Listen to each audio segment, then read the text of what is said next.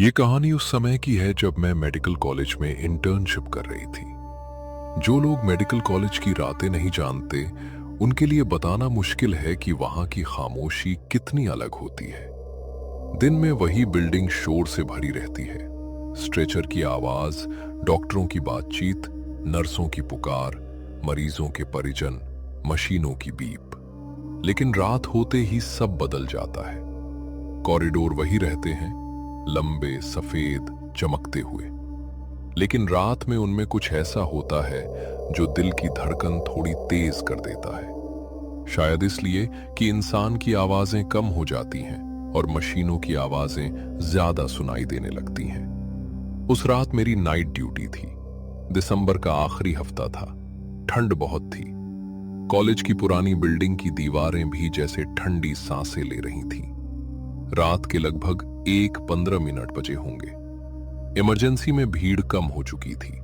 सिर्फ कुछ गंभीर मरीज थे जिनकी मॉनिटर स्क्रीन पर चलती हरी लाइनें अंधेरे में चमक रही थीं। मैंने कॉफी खत्म की ही थी कि सीनियर रेजिडेंट डॉक्टर खन्ना ने कहा, पोस्टमार्टम रिपोर्ट की फाइल मॉर्चरी से ले आओ, सुबह मीटिंग है। मैंने घड़ी देखी। अभी? उन्होंने बिना सिर उठाए कहा, हाँ, वार्ड बॉय सो गया होगा, खुद ले आओ। मुझे अच्छा नहीं लगा। मॉर्चरी कॉलेज की सबसे पुरानी बिल्डिंग के बेसमेंट में थी। दिन में भी वहां जाना अजीब लगता था, रात में तो और भी। लेकिन इंटर्नशिप में ना बोलने का मतलब अगले हफ्ते दुगुना काम। मैं फाइल लेने निकल पड़ी। कॉरिडोर लगभग खाली था। ऊपर लगे फ्लोरोसेंट बल्बों की सफेद रोशनी हर कुछ सेकंड बाद हल्का सा झपक रही थी। मैं हर कुछ सेकंड में मुड़कर देखती। कोई नहीं। लिफ्ट बेसमेंट तक जाती थी, लेकिन रात में अक्सर बंद रहती थी। आज भी बंद थी। मुझे सीढ़ियों से उतरना पड़ा। नीचे जाते ही तापमान जैसे अचानक गिर गया। हवा में फॉर्मेलिन और बासीपन की मिली जुली गंध थी।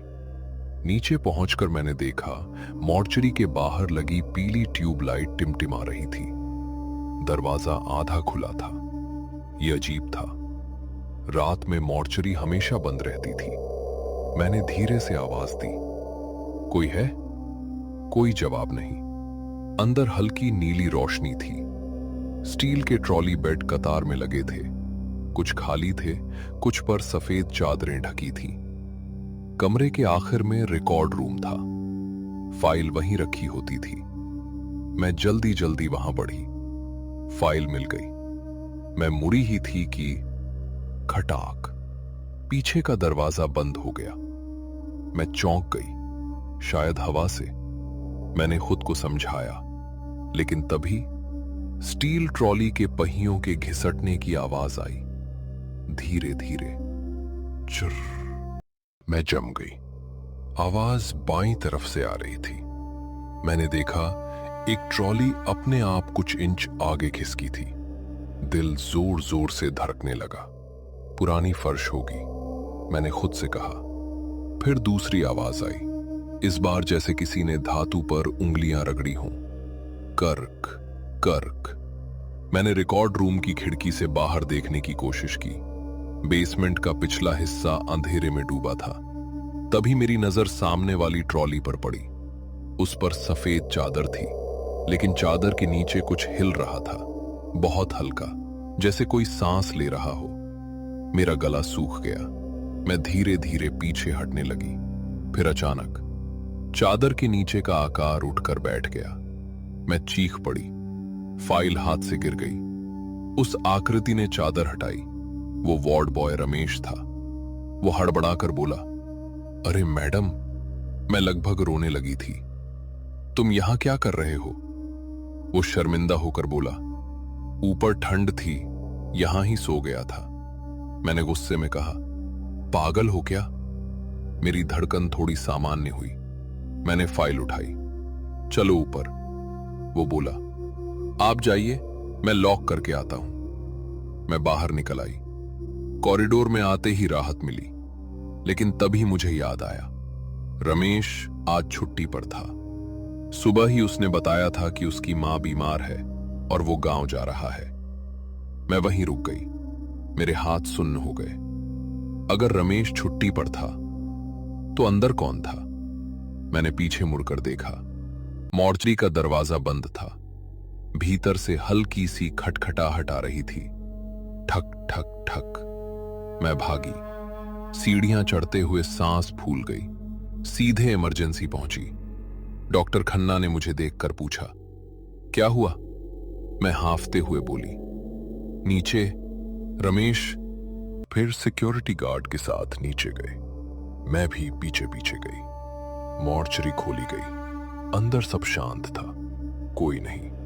लेकिन एक ट्रॉली बाहर निकली हुई थी। उस पर एक टैग लगा था, केस नंबर 47। डॉक्टर खन्ना ने फाइल देखी। उनका चेहरा बदल गया। ये कैसे? मैंने पूछा, क्या हुआ? उन्होंने धीरे से कहा, केस 47 5 साल पहले यहीं काम करने वाला वार्ड बॉय था। नाम? उन्होंने मेरी तरफ देखा, रमेश। मेरे पैरों से ताकत निकल गई। उन्होंने बताया, उस रात रमेश की भी नाइट ड्यूटी थी।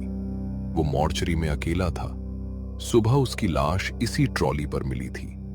पोस्टमार्टम में हार्ट अटैक लिखा गया, लेकिन उसके चेहरे पर ऐसा डर था जैसे उसने मरने से पहले कुछ ऐसा देखा हो जो इंसानी समझ से बाहर था। मैं कुछ नहीं बोली। अगले दिन मैंने कॉलेज रिकॉर्ड खंगाले। रमेश की फोटो देखी। वही चेहरा, वही आदमी जिसे मैंने चादर हटाते देखा था। मैंने उसी हफ्ते हॉस्टल बदल लिया। नाइट ड्यूटी जारी रही, लेकिन मैं कभी अकेले मॉर्चरी नहीं गई। सालों बाद जब इंटर्नशिप खत्म हुई, मैंने इस घटना को दिमाग से निकालने की कोशिश की। फिर एक दिन कॉलेज के पुराने ग्रुप में मैसेज आया, पुरानी मॉर्चरी बिल्डिंग बंद की जा रही है, बार बार इलेक्ट्रिकल फॉल्ट और अजीब शिकायतों की वजह से। नीचे किसी ने मजाक में लिखा, रमेश अब भी ड्यूटी पर है शायद। सब हंस रहे थे। मैं भी मुस्कुरा दी। लेकिन उसी रात मेरे फोन पर एक अनजान नंबर से मैसेज आया। सिर्फ 3 शब्द थे, फाइल मिल गई। मैंने नंबर मिलाया। ये नंबर अस्तित्व में, क्योंकि मुझे डर लगता है कि कहीं फिर वही मैसेज ना हो। फाइल मिल गई।